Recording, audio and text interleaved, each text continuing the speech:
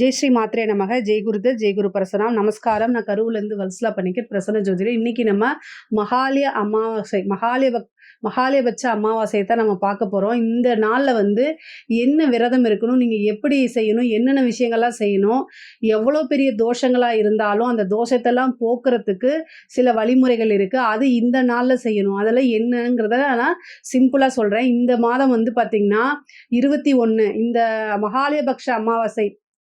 இந்த மகாலயபக்ஷ அமாவாசை 21/9/2025 ஞாயிற்றுக்கிழமை வருது. இந்த பொதுவாகவே பார்த்திங்கன்னா சூரியனும் சந்திரனும் சேர்ந்து இருக்கக்கூடிய ஒரே டிகிரியில் இருக்கக்கூடியது அமாவாசை நம்ம சொல்லுவோம். இந்த சேர்ந்து இருக்கக்கூடிய நாளில் முக்கியமானது பார்த்திங்கன்னா இந்த ஆடி அமாவாசை. அதுக்கு அடுத்தது ரொம்ப முக்கியமான சிறப்பான நாள் பார்த்திங்கன்னா மகாலயபக்ஷ அமாவாசை. இந்த மகாலய அமாவாசைங்கிறது பொதுவாகவே மகாலயபக்ஷம் எல்லாத்துக்கும் தெரியும். மாதங்களில் மகாலயபக்ஷத்துக்கு பெருமாள் நானே அதுக்கு இதாக இருக்கேன் அப்படின்னு சொல்லனால இந்த புரட்டாசி மாதத்தில் வரக்கூடிய அமாவாசை ரொம்ப ரொம்ப சிறப்பாக இருக்குது. இதில் பித்திருக்களுக்கு தர்ப்பணம் பண்ணணும். பொதுவாகவே நீங்கள் நிறைய ஒர்க் பண்ணுறீங்க, நிறைய உழைக்கிறீங்க, நிறைய பாடுபடுறீங்க, ஆனால் அது எந்த பலனுமே உங்களுக்கு கிடைக்க மாட்டேங்குது அப்படின்னா அது பிதிர் தோஷத்தில் இருக்குது. பிதர்கள் நமக்கு சாபத்தை கொடுக்க மாட்டாங்க, ஆனால் அவங்க அதிருப்தி ஆனாலே கட்டாயம் நமக்கு தோஷம் வந்துடும். ஸோ நல்ல பிராப்தம் வரணும், உங்களுக்கு நல்ல அதிர்ஷ்டம் வரணும், குடும்பம் நல்ல சுபிக்ஷமாக இருக்கணும் அப்படின்னா பித்ருக்களுடைய ஆசீர்வாதம் நமக்கு இருக்கணும். பிதர்களுடைய ஆசீர்வாதம் இருந்தால் தான் நல்ல சோபிதமாக முடியும், நல்ல செல்வ செழிப்போடு வளர முடியும், குடும்பம் மேலும் மேலும் வளர்ச்சி அடைய முடியும், சிறப்பாக வாழ முடியும். நம்ம எல்லா கஷ்டங்களையும் அனுபவிச்சுட்டு முன்னோர்களை வழிபடாமல் இருந்தால் அப்படின்னா நம்ம எல்லா கஷ்டங்களையும் அனுபவிச்சுக்கிட்டே இருந்தே ஆகணுங்க. பொதுவாகவே ஒருத்தங்க வாழ்க்கையில் ரொம்ப கஷ்டப்படுறாங்க அப்படின்னா அவங்களுக்கு கட்டாயம் பிதிர்தோஷம் இருக்கும், இல்லை வம்சம் விருத்தியாக அப்படின்னா பிதர்கள் அதிருப்தியாக இருப்பாங்க. இந்த மாதிரி விஷயங்கள் எல்லாத்தையுமே நீங்கள் தாண்டி வரணும் அப்படின்னா அதுக்கு தான் பரிகாரம். இந்த அமாவாசையில், புரட்டாசி மாதம் வரக்கூடிய அமாவாசையில் பிதர்களுக்கு தர்ப்பணம் கொடுக்கணும். கட்டாயம் தர்ப்பணம் கொடுங்க.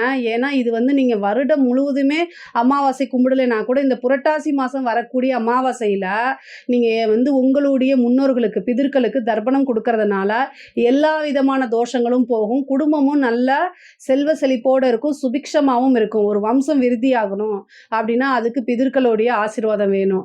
நீங்கள் நல்லா பாடுபடுறீங்க, நிறைய கஷ்டப்பட்டு உழைக்கிறீங்க, கைக்கு வரது ஆனால் வாய் கெட்ட மாட்டேங்குது, பக்கத்தில் அது தட்டி போய்கிட்டே இருக்குது, எப்படா நம்ம நல்ல நிலைமைக்கு வருவோம், நமக்கெல்லாம் அதிர்ஷ்டமே வராதா அப்படின்னு புலம்பிகிட்டு இருப்பீங்கள, அவங்கெல்லாம் பிதர்களுடைய ஆசீர்வாதங்களை வாங்கிக்கணும். அதுக்கு இந்த அமாவாசையில் பிதர்களுக்கு தர்ப்பணம் கொடுத்துட்டு அவங்கள நினச்சி நீங்கள் வீட்டில் எளிய முறையிலையாவது இன்றைக்கி ஒரு படையல் போட்டு சாமி கும்பிடுங்க. நீங்கள் ஆற்றங்கரைக்கு போனீங்க அப்படின்னா நிறைய பிராமின்ஸ் இருப்பாங்க, அவங்கக்கிட்ட உங்கள் முன்னோர்கள் இல்லை போகும்போதே லிஸ்ட் எழுதிட்டு போனீங்கன்னா அவங்க பிண்டம் வச்சு அவங்க என்ன செய்வாங்க, தர்ப்பணம் கொடுத்துருவாங்க. உங்களுக்கு பதிலாக நீங்கள் உட்காந்தீங்கனாலே மந்திரம் சொல்லி எல்லாமே பண்ணிடுவாங்க. ரொம்ப ரொம்ப சிம்பிளான ப்ரொசீஜர் தான். அதை நீங்கள் செய்யுங்க. வீட்டிலையே உங்கள் முன்னோர்களை ஃபோட்டோ வச்சு அதில் உங்களால் என்ன முடியுதோ அதை பார்த்திங்கன்னா சாப்பாடு சாம்பார் வச்சு கூட நீங்கள் கும்பிடலாம். இது பண்ணுறதுனால உங்களுக்கு பிதிர்தோஷம் போயிடும், பிதர்களுடைய ஆசீர்வாதம் கிடைக்கும். பிதர்களுடைய ஆசீர்வாதம் கிடைக்கிறதால நமக்கு என்ன நன்மை, நம்ம நல்லபடியாக இருப்போம், நல்ல குடும்பம் செல்வ செழிப்போடு வளரும், சுபிக்ஷம் ஏற்படும். நீங்கள் பண்ணக்கூடிய ஹார்ட் ஒர்க்கு அதுக்கு உண்டான பலாபலன்கள் கிடைக்கும், நீங்கள் முன்னேறி வர முடியும். இது எல்லாமே எவ்வளோ ஜாதகத்தில் எவ்வளோ பெரிய தோஷங்கள் இருந்தாலும் சரி, பாக்கிஸ்தான் கெட்டு போயிருந்தாலும் சரி, பிதிர்தோஷம் இருந்தாலும் சரி, நீங்கள் போய் திலஹோமம் பண்ணுறதை விட இந்த அமாவாசையில், இந்த புரட்டாசி மாதம் வரக்கூடிய அமாவாசையில் பிதர்களுக்கு தர்ப்பணம் கொடுத்து நீங்கள் என்ன செய்யணும், முன்னோர்களே யார் யாரெல்லாம் இருந்தாங்களோ பிதர்களே என்னைய ஆசீர்வாதம் பண்ணுங்கள், என் குடும்பத்துக்கும் எனக்கும் உங்களுடைய ஆசீர்வாதம் தேவை, நான் கொடுக்கக்கூடிய இந்த தர்ப்பணத்தை ஏற்றுக்கிட்டு மகிழ்ந்து அது மூலிமா என்னை ஆசீர்வாதம் பண்ணுங்கன்னு அவங்கக்கிட்ட மனசார வேண்டுங்க. அது மூலிமா என்னென்னா உங்களுக்கு இருக்கக்கூடிய தோஷங்கள்லாம் போகும், நல்ல பாக்கியங்கள் சகல விதமான சௌபாக்கியங்களும் உங்களுக்கு தானாகவே தேடி வரும். பிதர்கள் மட்டும் திருப்தியாகி சந்தோஷப்பட்டு உங்களை ஆசீர்வாதம் பண்ணுனா அத்தனையுமே நீங்கள் நினச்ச அத்தனையுமே உங்களுக்கு கிடைக்கும், சகல விதமான சௌபாக்கியங்களும் கிடைக்கும், வம்சம் விருத்தியாகும், அந்த புத்திர தோஷம் அப்படின்னு சொல்லக்கூடியதெல்லாம் விலகி புத்திர பாக்கியம் கிடைக்கும், சந்தான பிராப்தம் கிடைக்கும். அதே மாதிரி குடும்பத்தில் கஷ்டங்கள் வறுமைகள்லாம் அகலும். அதே மாதிரி நீங்கள் நினச்ச விஷயங்கள் எல்லாத்தையும் சக்ஸஸ் பண்ண முடியும். உங்களுக்கு ஒரு வெற்றி வேணும் அப்படின்னா வெற்றி கிடைக்கும். நீங்கள் என்ன உழைக்கிறீங்களோ அதுக்கு ஏற்ற பலாபலன் கிடைக்கும். குடும்பம் வந்து முன்னேறி வரும். ஒரு சிலர்லாம் வந்து பார்த்திங்கன்னா குழந்தையே இல்லாமல் இருப்பாங்க, இல்லை எப்போவுமே கடனாளியாகவே இருப்பாங்க. குடும்பத்தில் மங்களமான நிகழ்ச்சியே நடக்காது. இந்த மாதிரி ஒவ்வொருத்தருக்கும் ஒவ்வொரு விதமான கஷ்டங்கள் இருக்கும். அவங்களுடைய கர்மாவுக்கு தகுந்த மாதிரி ஒவ்வொரு கஷ்டங்களாக இருக்கும்.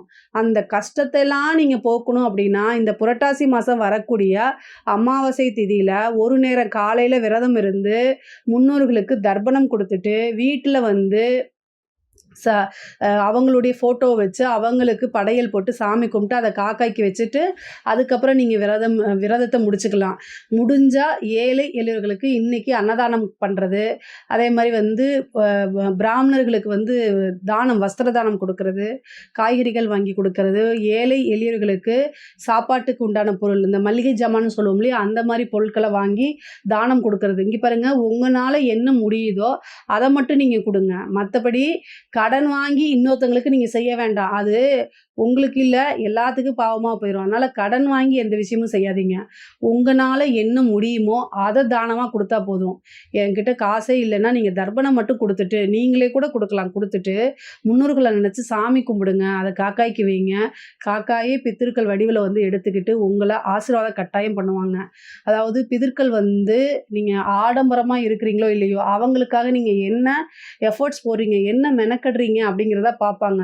பிதர்களாக இருந்தாலும் சரி, தெய்வங்களாக இருந்தாலும் சரி, பிதர்களும் ஒரு வகையில் நமக்கு தெய்வம் தான். ஸோ அதனால் அவங்க திருப்தி அடைஞ்சால் நமக்கு அத்தனை விஷயமுமே கிடைக்கும். இந்த உலகத்தில் நீங்கள் என்னென்னலாம் ஆசைப்படுறீங்களோ அத்தனையுமே கிடைக்கும். அவங்கள திருப்திப்படுத்துறதுக்குன்னு ஒரு நாள் இருக்குது, ரொம்ப விசேஷமான நாளாக இருக்குது. அதனால் இந்த புரட்டாசி மாதம் வரக்கூடிய அமாவாசையில் பிதர்களுக்கு தர்ப்பணம் பண்ணுங்கள். எல்லாருமே வந்து முடிஞ்ச அளவுக்கு தர்ப்பணம் கொடுங்க, திருப்தியாகுங்க.